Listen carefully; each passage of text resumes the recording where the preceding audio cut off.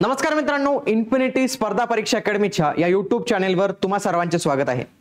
आदिवासी विकास विभागामार्फत जी भरती राबवण्यात आली होती, अखेर तिचे परीक्षा तारीख या जाहीर झालेले आहेत। तर मागील 2024 च्या जानेवारीमध्ये जी परीक्षा होणार होती, तर तिची परीक्षा ही आता आलेली आहे, कारण की मध्यंतरी तिची ऍड पण रद्द झालेली होती। तर याच्या संबंधीची माहिती नुकतीच आताच काही वेळापूर्वी म्हणजे 2 जानेवारीला आलेली आहे। नवीन वर्षाची आणखी एक चांगली बातमी आलेली आहे। आदिवासी विकास विभाग भरती जाहीर सूचना।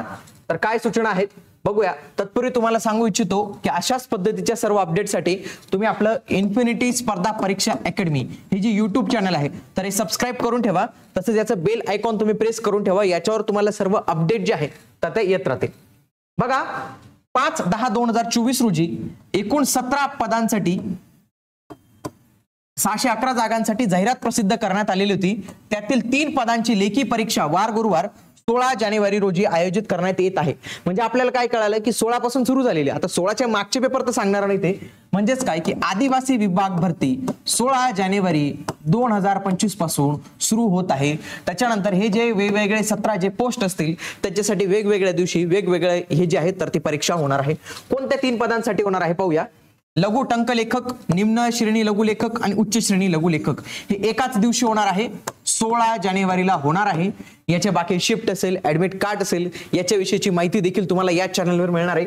तसेच पेपर कसा झाला, आपण यावेळी आदिवासी विभाग भरतीसाठी पूर्णपणे प्रयत्न करणार आहोत की 2 गोष्टींसाठी, एक कसा होता पेपर आणि 2 की कोणते प्रश्न आले होते, ज्याला 16 जानेवारीलाच कळून जाईल। आणि एखाद्याचा पेपर जर फेब्रुवारी मध्ये आला किंवा जानेवारीच्या शेवटच्या आठवड्यात आला तर त्याला काय फायदा होईल की इथून त्याचे प्रश्न कव्हर होऊन जातील आणि त्याला कसा अभ्यास करायला पाहिजे एका हप्त्यात ते कव्हर होईल। आणि या सर्वांसाठीच तुम्ही आपलं हे जे चॅनल आहे तर ते सबस्क्राइब करून ठेवा। आदिवासी विकास विभागाला आता सुरुवात झालेली आहे। ज्यांनी ज्या पदांसाठी फॉर्म भरला असेल तर त्यांनी आता अभ्यास तुमचा शेवटच्या मोडला जे आहे तर ते सुरू करून द्या, अभ्यास चालू द्या। याच्यानंतर बाकीचे जे काही सरसेवेच्या ऍड होत्या, समाज कल्याण वगैरे काय जे ऍड असतील ना, तर त्यांच्या देखील परीक्षा लवकर सुरू होणार आहेत। म्हणून तुम्ही तुमचा अभ्यास जो आहे तर ते व्यवस्थित पद्धतीने चालू द्या। कंबाईनच्या मुलांना मात्र 2 तारेवरची कसरत राहणार आहे। आदिवासी विकास पण त्यांना बघावं लागणार आहे आणि कंबाईनचंही त्यांना थोडंसं बघावं लागणार आहे। आणखी बाकी त्यांनी सूचना दिलेल्या आहेत की प्रवेशपत्र, परीक्षेचे ठिकाण, सर्वसाधारण सूचना याबाबतची माहिती लवकरच त्यांच्या संकेतस्थळावर उपलब्ध करून देण्यात येतील।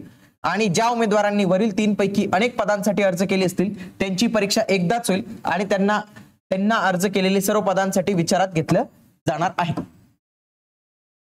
वरील जे पद होते 3 पदांपैकी ज्यांनी तिघींना अप्लाय केलेले तर त्यांचं असं म्हणणं आहे की त्यांची परीक्षा ही एकदाच होईल आणि अर्ज केलेल्या सर्व पदांसाठी त्यांचा विचार इथं केला जाणार आहे। म्हणजे इथं वेगवेगळी परीक्षा देण्याची गरज पडणार नाही। ही चांगली अशी बाब आहे, महत्त्वपूर्ण बाब आहे, समजून घ्या। पुन्हा एकदा समजून सांगतो, महत्त्वाची सूचना आहे बघा।